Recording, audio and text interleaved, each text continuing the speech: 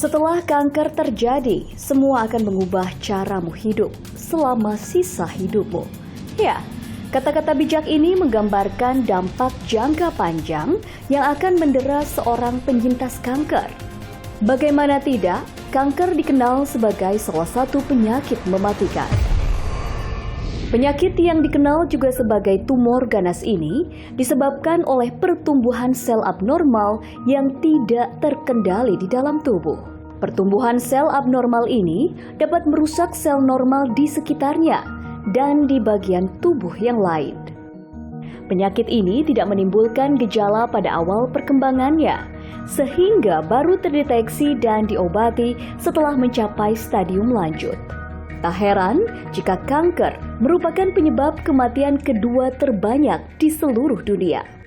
Berdasarkan data Globocan, pada 2020 di Indonesia terdapat 396.914 kasus baru kanker dengan 234.511 angka kematian. Kasus kematian akibat kanker diperkirakan akan terus meningkat hingga lebih dari 13,1 juta pada tahun 2030 jika tidak segera diantisipasi. Bahkan International Agency for Research on Cancer memperkirakan 1 di antara 5 penduduk laki-laki dan 1 di antara 5 penduduk perempuan di seluruh dunia akan menderita kanker sepanjang hidupnya. Nah, menurut Yayasan Kanker Indonesia, salah satu penyebab tingginya kasus kanker atau tumor ganas di Indonesia karena kondisi lingkungan yang terus menghasilkan bahan karsinogen seperti rokok, daging olahan, hingga polusi udara. Penyebab lain yang juga mempengaruhi seperti kebiasaan begadang, kurang olahraga, dan makan terlalu banyak. Bahaya lainnya ternyata kanker dapat mengganggu keseimbangan kimia normal dalam tubuh hingga meningkatkan resiko komplikasi serius. Salah satunya, kanker berdampak langsung terhadap peningkatan resiko diabetes mellitus. Pasalnya, kanker menyebabkan perubahan metabolisme tubuh yang memicu resistensi insulin sehingga kadar gula darah meningkat. Menurut studi yang dimuat dalam JAMA Oncology atau Jurnal Medis Oncology di Amerika Serikat, secara umum kanker meningkatkan resiko diabetes sebesar 35%. Berdasarkan jenis kankernya, resiko diabetes ditemukan tertinggi pada penderita kanker pankreas hingga 5 kali lipat. Secara teori, fungsi pankreas yang menurun akibat kanker akan menurunkan produksi dan efektivitas kerja hormon insulin sehingga kontrol gula darah pun terganggu. Selain itu, resiko diabetes meningkat hingga 2 kali lipat pada penderita kanker ginjal dan hati. Resiko diabetes pun rentan menyerang penderita kanker payudara, darah, paru, dan empedu, serta penderita kanker tiroid dan lambung. Lalu, mana yang lebih dulu muncul antara kanker atau diabetes? Umumnya, kanker dan diabetes kerap muncul bersamaan. Karena faktanya sekitar 8 hingga 18% individu yang mengalami kanker juga mengidap diabetes. Meski kanker dan diabetes jadi kombinasi penyakit yang mematikan dan bisa berdampak seumur hidup pada seseorang, namun Anda tidak perlu hilang harapan. Karena kanker dan diabetes bisa dikelola secara bersamaan. Lalu, bagaimanakah solusi untuk menyembuhkan kanker penyebab diabetes? Dan tentunya untuk membahas hal ini saya tidak sendiri, sudah ada narasumber yang begitu luar biasa menemani saya. Ada 2 narasumber kita pada hari ini, yaitu ada Brigjen Polisi Dr. Farid Amansyah, spesialis penyakit dalam, yang saat ini sedang menjabat sebagai Direktur Pasca Rehabilitasi Badan Narkotika Nasional. Selain itu ada juga Dr. Iwayan Gede Krisna, selaku dokter praktek di Klinik Utama CMI. Halo Dr. Farid, apa kabar? Alhamdulillah, baik-baik, Mbak. Sehat, semangat terus ya Pak ya. Lalu bagaimana Dokter Kris, apa kabar? Kabar sehat, Mbak. Luar biasa. Nah, kedua dokter ini akan membahas mengenai solusi sembuhkan kanker penyebab diabetes. Nah, mungkin saya akan bertanya dulu kepada Dokter Farid. Seperti yang kita ketahui bahwa sampai detik ini penyakit kanker memang menjadi momok tersendiri ya, membuat banyak orang kehilangan semangat hidupnya, bahkan seperti itu. Apa sih sebetulnya yang membuat kanker begitu menakutkan, dan kemudian apa mungkin seorang yang menderita kanker ini memiliki resiko mengalami gangguan kesehatan lain akibat kanker yang dideritanya, Dok? Baik, ya, terima kasih Mbak ya. Jadi kanker ini adalah suatu keadaan di mana sel dalam tubuh kita itu bermutasi menjadi lebih proliferatif ya, lebih banyak ya. Sebenarnya tubuh ini punya mekanisme untuk menahan perkembangan sel-sel yang bermutasi itu secara normal, tetapi dalam suatu keadaan yang tertentu tidak bisa ditahan sehingga memicu pertumbuhan yang berlebih. Abnormal sebutlah itu ya. Kanker ya. Dan bisa terjadi pada seluruh organ-organ tubuh kita. Ya, sehingga kenapa begitu menakutkan? Sebenarnya kalau kita katakan menakutkan ya tidak perlu sih, karena pada kenyataannya kanker itu bisa diminimalisir, ya, bisa diminimalisir. Sehingga kalau dikatakan menakutkan itu menjadi satu faktor sendiri yang justru bisa memicu kanker lebih parah. Jadi mendingan kita mengelola keadaan tersebut menjadi lebih tidak menyeramkan. Lalu bagaimana dengan resiko mengalami gangguan kesehatan lain akibat kanker ini, tentunya terbuka atau bagaimana? Iya, jadi tadi kalau dikatakan bahwa ada hubungannya dengan diabetes, memang pada kenyataannya 8-18% penderita kanker itu diabetes, Mbak. Nah, dan kenyataannya pada keadaan kanker juga itu memicu terjadinya diabetes. Semua ya. jenis kanker atau ada kanker yang dikhususkan yang memang menyebabkan diabetes? Ya, sebenarnya semua jenis kanker berbasis defek atau kualitas dari insulin itu menurun atau resistensi insulin itu bisa menyebabkan kekebalan atau kelemahan dari sistem imunitas kita yang penting untuk mencegah penyakit kanker ya, atau menjadikan penyakit kanker itu lambat. Nah, pada pasien-pasien dengan kanker pankreas itu memang risiko menderita diabetes 5 kali, Mbak. Lebih tinggi 5 kali lipat dibanding jenis kanker yang lainnya. Kemudian dikatakan bahwa kanker hati, kanker paru-paru juga, kemudian kanker ginjal itu juga bisa memicu sekitar 2-3 kali dibanding orang yang tidak kanker. Jadi memicu diabetes 2-3 kali lipat. Nah, demikian juga kanker-kanker yang lainnya seperti kanker prostat, kanker payudara itu juga memicu dikatakan 60% ya. 60% risiko untuk terkena diabetes. Jadi memang saling mempengaruhi ya, Dok ya. Betul. Tapi bagaimana ketika memang sudah divonis kanker, lalu juga ternyata diabetesnya juga muncul, lalu bagaimana untuk pengobatan itu sendiri? Apakah saling mempengaruhi, apakah ada efek samping dari obat-obatan tersebut? Entah itu dari kanker, apakah memperparah diabetesnya atau sebaliknya begitu? Iya, jadi pengobatan kanker yang kita sebut kemoterapi, ya, ada juga imunoterapi. Itu kadang-kadang kita tambahkan kortikosteroid, Mbak, supaya efek samping daripada obat-obat tersebut tidak mempengaruhi gejala klinis atau kenyamanan pasien. Nah, pada saat kita berikan kortikosteroid itu, di situ kadang-kadang memicu terjadinya diabetes, ya, karena apalagi pemakaiannya kan jangka waktu lama, Mbak. Ya. Nah, jadi pengobatan kanker sendiri itu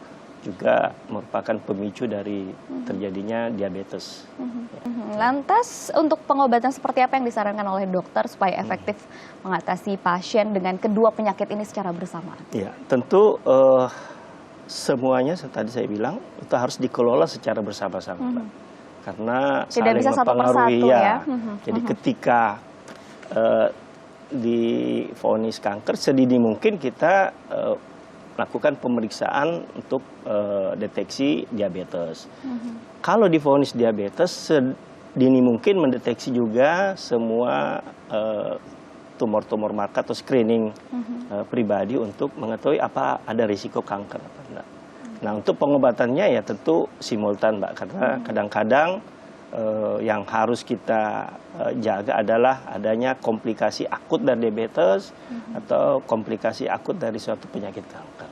Jadi bijaksananya harus semuanya simultan dan masing-masing punya terapi dengan pendekatan yang tentu berbeda. Ya, disesuaikan dengan kondisi pasien juga ya, Dok. Oke, sekarang kita beralih ke Dr. Trisna begini ya. Dr. Trisna ini merupakan dokter praktek dari Klinik Utama CMI yang memang memiliki terapi khusus begitu ya, pengobatan khusus. Tapi sebelumnya tadi seperti yang sudah diberitahu oleh Dr. Farid bahwa yang memang cukup tinggi resiko mengalami diabetes itu adalah kanker pankreas begitu. Nah, menurut Dr. Trisna ini kenapa hal ini bisa terjadi? Apakah karena memang letaknya atau bagaimana? Jadi kita ketahui bersama sebelumnya bahwa organ pankreas itu berfungsi untuk menghasilkan hormon yang berfungsi untuk mengatur kadar gula darah di dalam tubuh. Nah, dua hormon itu yang kita sering ketahui atau sering kita dengar itu adalah insulin dan juga glukagon. Apabila dari organ pankreas itu sendiri mengalami sakit, dalam hari ini adalah sakit kanker, maka produksi dari kedua jenis hormon tersebut juga akan mengalami gangguan. Sehingga fungsinya untuk mengatur atau mengkondisikan kadar gula darah dalam batas normal, dalam level normal itu pun akan mengalami gangguan. Nah, untuk lebih tepatnya, untuk lebih jelasnya lagi, mungkin bisa minta tolong diputarkan VT dari tim ahli kimia kami. Halo Sobat CMI, kanker dan diabetes adalah penyakit yang sangat mematikan. Terlebih-lebih kepada pasien yang memiliki kedua penyakit ini sekaligus. Mutasi genetik yang terjadi pada tubuh seseorang dapat berimplikasi pada terbentuknya sel kanker. Beberapa jenis kanker seperti kanker pada pankreas dapat menyebabkan penyakit diabetes. Kanker pada pankreas dapat menyebabkan sel-sel pankreas tidak dapat memproduksi insulin. Hal inilah yang menyebabkan penyakit diabetes. Tetapi tidak perlu khawatir, tim kimia farmasi dari CMI sudah merancang sebuah sistem pengobatan dengan mencampurkan berbagai senyawa kimia tertentu agar kedua masalah ini dapat diatasi dengan nyaman. Mutasi genetik yang terjadi dapat diperbaiki agar perkembangan sel kanker dapat dihentikan. Dan pankreas yang sudah rusak perlahan-lahan diperbaiki sehingga sel-sel pada pankreas dapat mengalami regenerasi dan kembali memproduksi insulin. Seperti itu. Masih banyak sekali informasi yang bisa kita gali, terutama dari metode pengobatan yang ada di Klinik Utama CMI melalui metode pengobatan Ibnu Sina. Seperti apa kita akan bahas usai jeda. Jangan kemana-mana, tetaplah bersama kami dalam Bincang.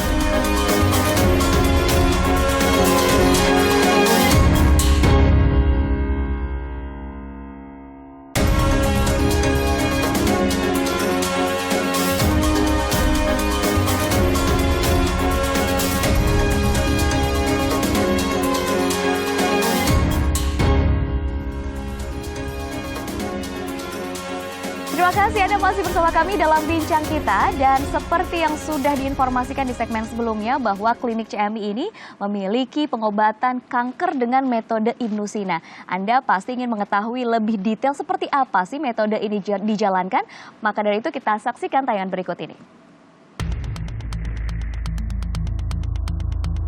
Kanker terjadi akibat pertumbuhan sel-sel abnormal yang ganas dan tidak terkendali di dalam tubuh.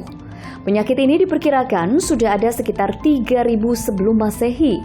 Karenanya, kanker jadi perhatian para dokter dan ilmuwan dunia karena efek yang ditimbulkan sangat mematikan. Jauh sebelum peradaban pengobatan modern tercipta, Ibnu Sina telah melakukan penelitian dan merancang komposisi obat untuk pengobatan kanker yang ditulis di dalam karya bukunya The Canon of Medicine Al-Qanun fil Al-Tib. Formulasi Ibnu Sina yang dikenal kehebatannya di seluruh dunia dijadikan dasar pengobatan di Canon Medicine Indonesia atau CMI Hospital.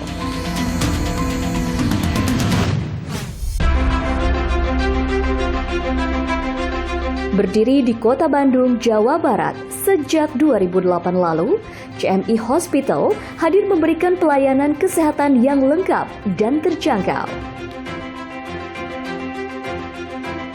Dengan mengadopsi metode pengobatan komplementer, kedokteran klasik timur berbasis formula Ibnu Sina yang terintegrasi dengan metode konvensional kedokteran modern, terapi medis di CMI Hospital menjadi lebih nyaman, minim efek samping, dan tanpa tindakan invasif. Buku yang dikarang oleh Dr. Ibnu Sina, yaitu Qanun fi Atib atau The Canon of Medicine, menjadi salah satu referensi kami dalam upaya kami meningkatkan kesehatan dan kesembuhan dari pasien. Bukan hanya itu saja, kami juga terus mengikuti perkembangan teknologi kedokteran terkini sehingga kami bisa memberikan pelayanan yang maksimal kepada pasien. Bagi kami, pasien itu memiliki otonomi untuk memilih pengobatan yang menurut mereka nyaman. Tentu saja, hal ini setelah diberikan edukasi oleh tim dokter dan juga tim ahli komplementer kami. Dengan pengembangan dan penelitian yang kontinu dari tim peneliti di CMI, kami berusaha terus untuk meningkatkan angka kesembuhan pasien kami hingga lebih dari 80%. Harapan kami adalah harapan pasien, yaitu bisa menjadi perantara untuk pasien mendapatkan kesembuhan dan kesehatan. CMI Hospital berkomitmen memberikan pelayanan terbaik pada setiap pasien dengan dukungan fasilitas medis yang dilengkapi dengan laboratorium, tenaga dokter ahli, ruang rawat jalan, dan ruang rawat inap, serta instalasi farmasi medis dan komplementer yang lengkap. Pelayanan CMI mencakup pelayanan konsultasi medis, konsultasi komplementer, diagnostik laboratorium klinik, pengobatan modern, dan pengobatan klasik timur berbasis formula Ibnu Sina. Umumnya, metode pengobatan pasien kanker saat ini dilakukan lewat tindakan operasi dan kemoterapi.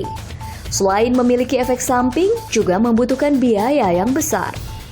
Di klinik utama CMI, metode untuk pengobatan penyakit kanker sudah dibuat dengan sistematis berdasarkan ilmu Qanun karya Ibnu Sina. Racikan obat yang dibuat secara terprogram mampu memutuskan sel-sel kanker sehingga pasien dapat sembuh tanpa kemoterapi atau operasi. Terapi untuk penyakit kanker yang ada di CMI bekerja dalam hitungan detik karena penyakit kanker itu sendiri menyebar dalam hitungan menit.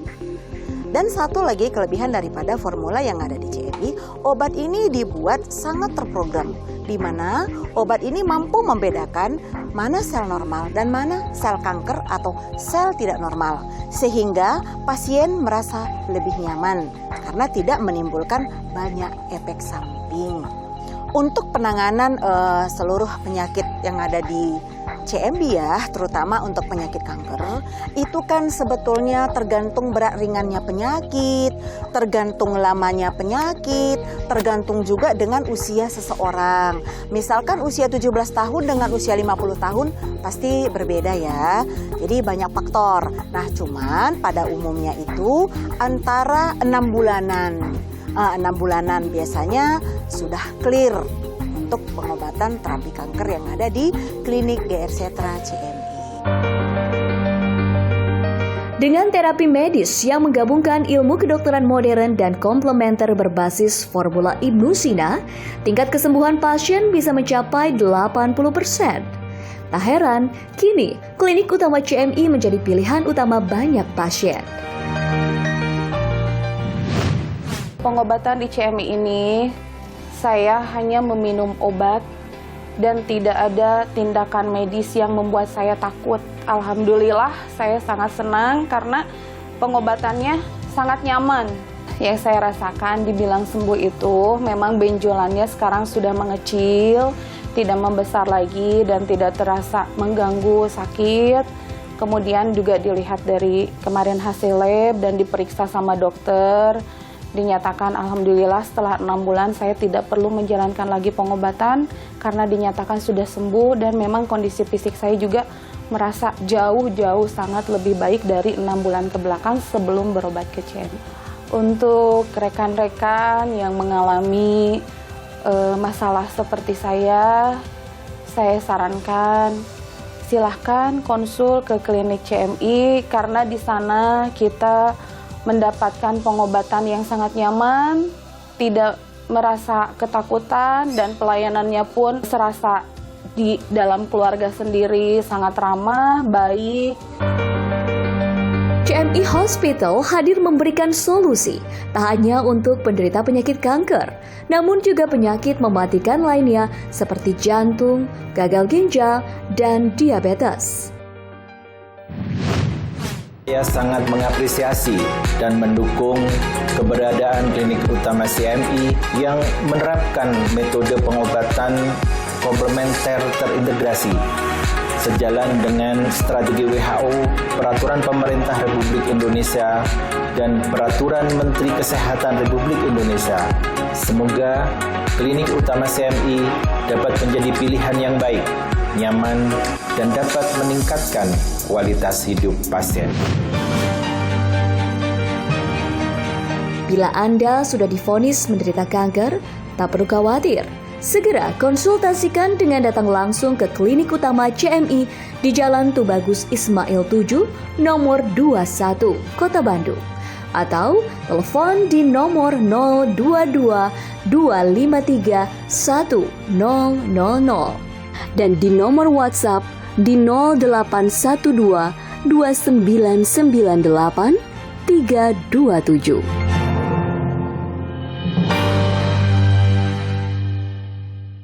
Wah, menarik sekali ya saudara ketika kita melihat tayangan tadi mengenai metode Ibnu Sina yang dilakukan untuk pengobatan kanker di Klinik Utama CMI. Tentunya masih banyak informasi yang bisa kita gali mengenai metode ini dari dokternya langsung, yaitu dokter yang praktek di Klinik Utama CMI. Akan ada 2 dokter di sini, yaitu ada Dokter Iwayan Gede Krisna dan juga Dokter Kristina Lilian. Sesaat lagi, jangan kemana-mana, tetaplah bersama kami dalam Bincang.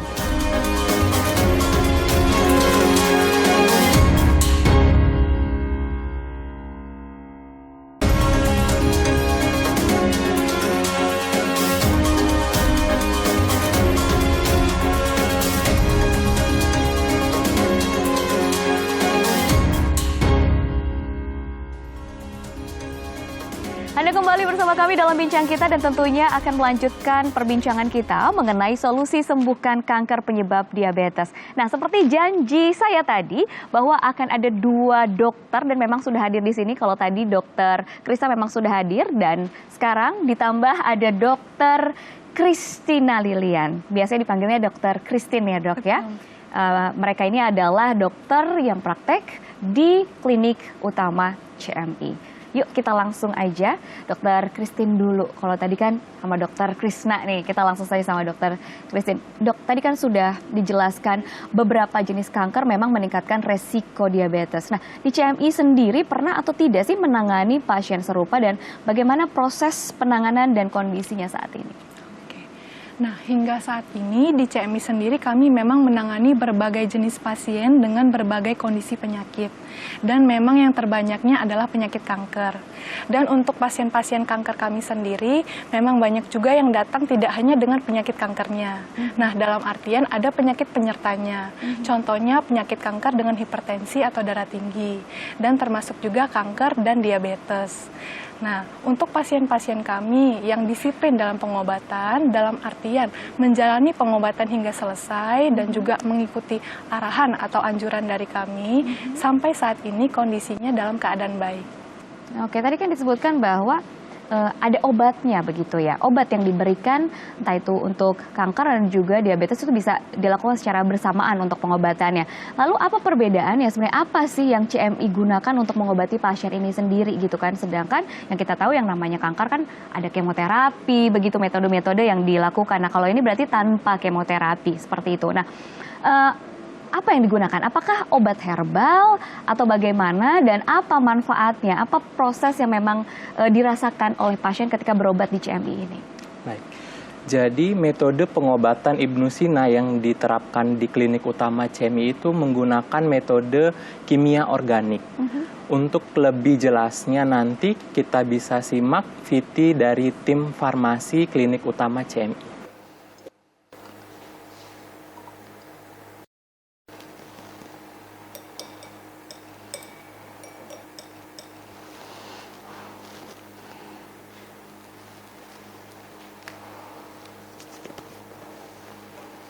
Halo sahabat CMI, sebagaimana yang telah dijelaskan oleh dokter kami sebelumnya, bahwasanya obat yang kami gunakan merupakan kimia organik, di mana bahan yang kami gunakan memanglah semua dari alam, diantaranya yaitu dari tumbuhan, hewan, dan juga mineral.